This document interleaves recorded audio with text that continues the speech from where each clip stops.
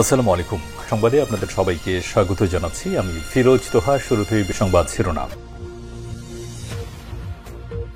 বাংলাদেশের সর্বশেষ গুরুত্বপূর্ণ আপডেট সংবাদে আপনাকে স্বাগত। শুরুতেই সংবাদ শিরোনাম, পরে বিস্তারিত। প্রথমেই জানাবো তারেক রহমানের দেশে ফেরা, নেপথ্যে নিরাপত্তা জটিলতা এবং নির্বাচনী কৌশল। লন্ডনে প্রধান উপদেষ্টা অধ্যাপক ড মোহাম্মদ ইউনূসের সঙ্গে বৈঠকের পর বিএনপির ভারপ্রাপ্ত চেয়ারম্যান তারেক রহমানের দেশে ফেরার সম্ভাবনা নিয়ে নতুন আলোচনা শুরু হয়েছে। বাংলাদেশে তার ফেরা নিয়ে গণমাধ্যমে খবর থাকলেও নির্দিষ্ট কোনো তারিখ বা পরিকল্পনা এখনও ঘোষণা হয়নি। বিবিসি বাংলার এক প্রতিবেদনে বলা হয়েছে ২০২৪ সালের ৫ আগস্ট ক্ষমতা পরিবর্তনের পর প্রায় সকল মামলা থেকে তারেক রহমান অব্যাহতি পেয়ে ২১ আগস্ট গ্রেনেড মামলার মতো দুষ্কর সব মামলা থেকে তিনি খালাস পেয়েছেন। সরকারের পক্ষ থেকে বলা হয়েছে বর্তমানে দেশে ফেরার পথে আইনি কোনো বাধা নেই। জানাবো আলহামদুলিল্লাহ, ইসরায়েল এবার একের পর এক নতুন মিসাইল হামলা চালাচ্ছে ইরান।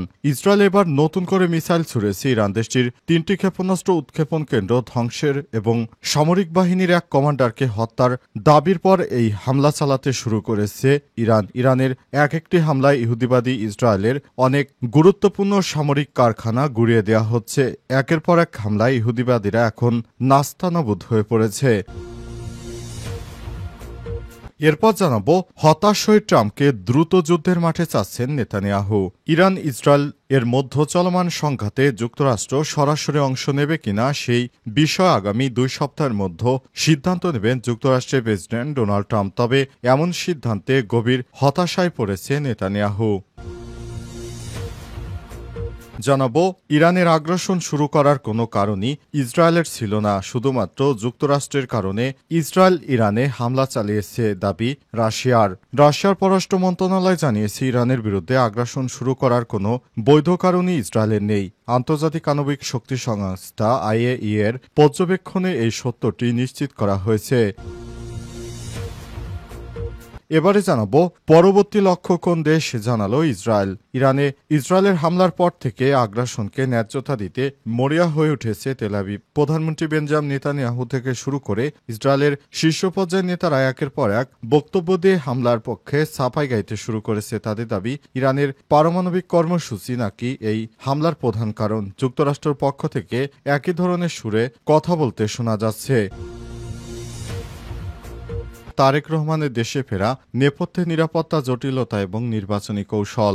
লন্ডনে প্রধান উপদেষ্টা অধ্যাপক ড মোহাম্মদ ইউনূসের সঙ্গে বৈঠকের পর বিএনপির ভারপ্রাপ্ত চেয়ারম্যান তারেক রহমানের দেশে ফেরার সম্ভাবনা নিয়ে নতুন আলোচনা শুরু হয়েছে। বাংলাদেশে তার ফেরা নিয়ে গণমাধ্যমে খবর থাকলেও নির্দিষ্ট কোনো তারিখ বা পরিকল্পনা এখনও ঘোষণা হয়নি। বিবিসি বাংলার এক প্রতিবেদনে বলা হয়েছে ২০২৪ সালের ৫ আগস্ট ক্ষমতা পরিবর্তনের পর প্রায় সকল মামলা থেকে তারেক রহমান অব্যাহতি পেয়ে ২১ আগস্ট গ্রেনেড মামলার মতো দুষ্কর সব মামলা থেকে তিনি খালাস পেয়েছেন। সরকারের পক্ষ থেকে বলা হয়েছে বর্তমানে দেশে ফেরার পথে আইনি কোনো বাধা নেই। তবুও ১৭ বছর দেশের বাইরে থাকা তারেক রহমান কবে ফিরবেন তা নিয়ে চলছে জোর গুঞ্জন।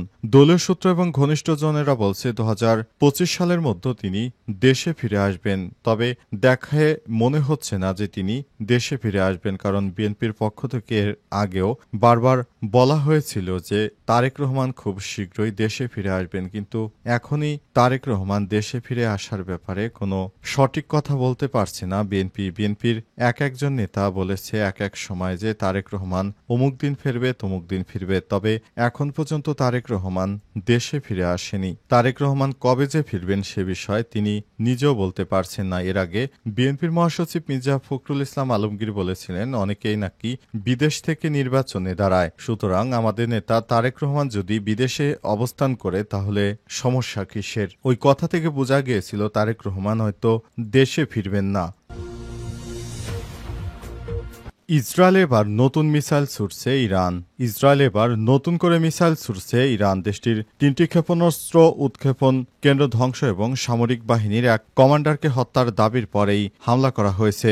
আল জাজিরার এক প্রতিবেদনে তথ্য নিশ্চিত করা হয়েছে। সামাজিক যোগাযোগ মাধ্যম এক্সে এক পোস্টে ইসরায়েলি সেনাবাহিনী জানিয়েছে ইরান থেকে একগুচ্ছ ক্ষেপণাস্ত্র ছোড়া হয়েছে। আকাশ প্রতিরক্ষা এসব হামলা ঠেকাতে সক্রিয় রয়েছে। সামাজিক যোগাযোগ মাধ্যম এক্সে এক পোস্টে ইসরায়েলি সেনাবাহিনী জানিয়েছে ইরান থেকে একগুচ্ছ ক্ষেপণাস্ত্র ছোড়া হয়েছে। আকাশ প্রতিরক্ষায় সব হামলা ঠেকাতে সক্রিয় রয়েছে। এছাড়া বাসিন্দাদের নিরাপদে আশ্রয় নিতে বলা হয়েছে। স্থানীয় মিডিয়া জানিয়েছে, ইরানের হামলায় দেশজুড়ে বিমান হামলার সাইরেন বাজছে। এর আগে ইরান থেকে নতুন করে ড্রোন হামলা চালানোর পর তার আটক করে ইসরায়েলি বাহিনী। অধিকৃত গোলান হাইটসে এই হামলার পর সাইরেন বাজানো হয়। এ সময় ইসরায়েলি কর্তৃপক্ষ দ্রুত বিভিন্ন এলাকায় সতর্কতা ব্যবস্থা চালু করেছে। ইসরায়েলি সেনাবাহিনীর মুখপাত্র বৃহস্পতিবার 19 জুন জানান যে তাদের বাহিনী অধিকৃত গোলান অঞ্চলে বিমান হামলার সাইরেন বাজানোর সময় একটি ড্রোন আটক করেছে। এদিকে ইরানের 3টি ক্ষেপণাস্ত্র উৎক্ষেপণ কেন্দ্র ধ্বংস এবং সামরিক বাহিনীর এক কমান্ডারকে হত্যার দাবি করেছে ইসরায়েলের প্রতিরক্ষা বাহিনী আইডিএফ। আজ এক বিবৃতিতে আইডিএফ এর পক্ষ থেকে বলা হয়েছে, বৃহস্পতিবার দিবাগত রাতে রাজধানীর তেহরান এবং অন্যান্য শহরে 125 মিনিট ব্যাপী বিমান অভিযান চালিয়েছে তারা। ইসরায়েলের বিমান বাহিনী আইএএফ এর 50টিরও বেশি যুদ্ধবিমান অভিযানে অংশ নিয়েছে। হতাশ হয়ে ট্রাম্পকে দ্রুত যুদ্ধের মাঠে চাচ্ছেন নেতানিয়াহু। ইসরায়েল ও ইরানের মধ্যকার চলমান সংঘাতে যুক্তরাষ্ট্র সরাসরি অংশ নেবে কিনা সে বিষয়ে আগামী 2 সপ্তাহের মধ্যে সিদ্ধান্ত নেবেন যুক্তরাষ্ট্রের প্রেসিডেন্ট ডোনাল্ড ট্রাম্প। তবে এমন সিদ্ধান্তে গভীর হতাশায় পড়েছে নেতানিয়াহু। ইসরায়েলি সংবাদ মাধ্যম হারেজের কলামিস্ট ও লেখক গিডিয়ন লেভি আল জাজিরাকে বলেছে, বেঞ্জামিন নেতানিয়াহু এবং তার জোট ইসরায়েলের সঙ্গে যুদ্ধে জড়িত হওয়ার সিদ্ধান্তের জন্য ট্রাম্পের কয়েক সপ্তাহ অপেক্ষার পরামর্শে গভীর হতাশায় পড়েছে। তিনি বলেছেন, এই বাস্তবতায় 2 সপ্তাহ অনন্তকাল এবং যদি তিনি সত্যি 2 সপ্তাহ বোঝাতে চান এবং এটি কোনো প্রতারণা না হয়, তাহলে মার্কিনীদের এই যুদ্ধে জড়িত হওয়ার সম্ভাবনা ক্রমেই কমছে। কিন্তু নেতানিয়াহু চাচ্ছেন ট্রাম্প যেন দ্রুত সম্ভব এই যুদ্ধে যুক্ত হয়। লেভি আরও বলেছেন, দীর্ঘমেয়াদে ইসরায়েল ইরান পারমাণবিক কর্মসূচি ধ্বংস করতে এবং তার আক্রমণাত্মক ক্ষেপণাস্ত্র ব্যবস্থা ক্ষতিগ্রস্ত করতে সফল হলেও ইসরায়েলিরা নিজেদের আর নিরাপদ বোধ করবে না। কোনো কিছুই সমাধান হবে না, কারণ ইরান তার ক্ষমতা ফিরে পেতে আরও ব্যাপক হারে চেষ্টা করবে। গিডিয়ন লেভি বলেছেন, ইসরায়েলের অনেক নিরাপত্তার সমস্যা রয়েছে যা এখনই শেষ হবে না, যেমন গাজা ইস্যু।